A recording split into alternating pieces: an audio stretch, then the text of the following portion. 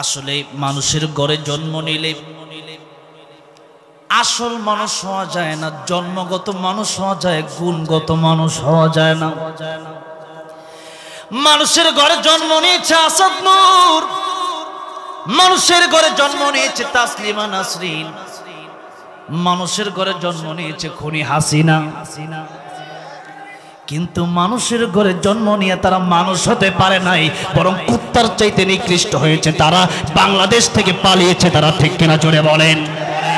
ঠিক তেমনি ভাবে এই দারুল আমিন আইডিয়াল মাদ্রাসা যদি আপনার সন্তানকে যদি আপনি দিতে পারেন, এই কোরআনের শিক্ষা যদি অর্জন করতে পারে, এই কোরআনের আলোয় যদি তারা আলোকিত হতে পারে, কমপক্ষে সন্তান কোনদিন আসাদ নূর তাসলিমা নাসরিনের মতো নাস্তিক হবে না, হাসিনার মতো খুনি হবে না। এই জন্য আজকে যখন আমাদের সন্তান জন্ম নেয়, তখন সন্তানদেরকে যদি আমরা কোরআন যদি না পড়াই, এই দুটি আয়াতের মাধ্যমে বোঝা গেল কোরআন না পড়লে জন্মগতভাবে মানুষ হওয়া যায়। আরে খাইতে তো পারে গরু, ছাগলও খাইতে পারে। গরু ঘুমায়, ছাগলও ঘুমায়, মানুষও ঘুমায়। গরু ছাগল কুকুর বাচ্চা জন্ম দেয়, আপনিও বাচ্চা জন্ম দেন।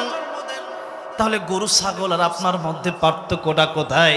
কোরআনের জ্ঞান যার মধ্যে নাই, আল্লাহ বললেন লাহুম কুলুবুন লা ইয়াফকাহুনা বিহা ওয়া লাহুম আ'য়ুনুন লা ইউবসিরুনা বিহা ওয়া লাহুম আযানুন লা ইয়াসমাউনা বিহা উলাইকা কাল আন'আমি বাল হুম আদাল উলাইকা হুমুল গাফিলুন।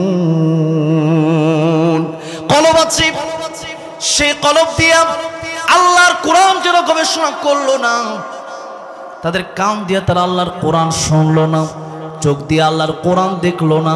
কোরআন দেখলেই, কোরআনের আলোচনা হলেই, কোরআনের মাহফিল হলেই দীর্ঘ 16 বছর আমরা দেখেছি কত মানুষ নবীর জানোয়ার ছিল, তাদের গায়ে শুধু আগুন জ্বলতো। ঠিক কিনা? আপনারা মনে করবেন এখন তো স্বাধীন হয়েছে ঠিক, কিন্তু স্বাধীনতা রক্ষা করা বড় কঠিন। তারা চলে গেছে গতকালকে আমেরিকায়। আবার যখন ট্রাম্প বিজয়ী হয়েছে, এখন কিছু লোক কইতাছে আবার আইব বলে, তুমি আসো, আল্লামা সাইদির খুনের বিচার তোমারে করব। তোমার বিচার করার জন্য তো আমরা বইসে রয়েছি, তুমি আসো না কেন? তোমার তো পাই না খুঁজা, আর সে নাকি আবার আসবে। ফাঁসির মঞ্চে ঝুলানো হবে, ঠিক কিনা? একটা কেউ ছাড় দেওয়া হবে না। আল্লামা সাইদি, আল্লামা মামুনুল হক থেকে নিয়ে যাদেরকে কারাগারে বন্দী করেছো, খুনি হাসিনা সহ সবগুলোর বিচার হবে বাংলার জমিনে। ঠিক কিনা মুসলমান?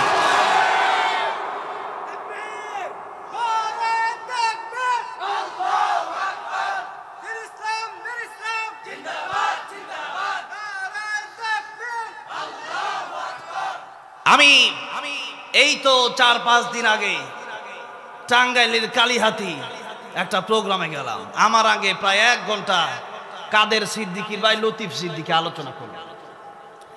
আলোচনা করতে করতে বলতেছে আমার কোনো পাপ নাই।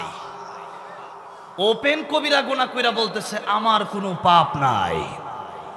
এরপরে মোল্লা হুজুর এই আবার কি, এত কিছু দরকার আছে নাকি? ইসলাম কি পোশাকে নাকি? ইসলাম মনে মনে থাকলেই হয়েছে। তুই মনে মনে ভাত খাইস, তুই কিনা চাউল খাইস না।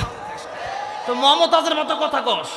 মমতাজ বলছিল, মমতা শিল্পী মজার বাউল্লা কয়টা গান গায়, আউল্লা বাউল্লা জাউল্লা কয়টা গান গায়। ওরা বলছিল আমাদের নামাজ তো মনের নামাজ বড় নামাজ, শয়তানের করে তোরেও 3 দিন রেখে কোনো খাবার দেওয়া হবে না, তুই মনে মনে কলা খাবি 3 দিন। এরপরে খাবার চাইলে পানি চাইলে জুতার বাড়ি দেওয়া হবে, শুধু জুতার বাড়ি। খাইতে গেলে মনে মনে খাওয়া যায় না, মুখ দিয়ে খাওয়া লাগে। আর নামাজ পড়তে গেলে বলি মনে মনে পড়বা।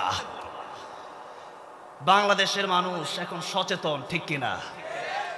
প্রতিদিন বাংলাদেশে ওয়াজ মাহফিল হচ্ছে, প্রতিদিন মুফাসসিরিনে কেরামগণ তাফসীর করতেছে, বাংলাদেশের প্রান্তে প্রান্তে মাদ্রাসা। আর এই লতিফ সিদ্দিকী কয় মাদ্রাসা নাকি ব্যাঙের ছাতার মতো গজাইছে, নাউজুবিল্লাহ কোন। আমি সেখানেই প্রতিবাদ করলাম, এই বাংলার জমিনে কোরআনের তাফসীর হবে কোন নাস্তিক এই মঞ্চে আসতে পারবে না। বাংলার জমিনে কোরআনের তাফসীর হবে কোন রামবান এই মঞ্চে আসতে পারবে না। এই বিগত 16 বছর যারা আল্লাহর কোরআনের বিরুদ্ধে রাজ কায়েম করতে চেয়েছে, এই কোরআনের মঞ্চে তারা কোনো কথা বলতে পারবে না। শুধু কথা নয়, ওপেনলি তারা কিভাবে ঘুরে বেড়ায়, এদেরকে তাড়াতাড়ি আটক করে ফাঁসির কাস্টে ঝোলায় দেন, ফাঁসির কাস্টে ঝোলায় দেন, ঠিক না?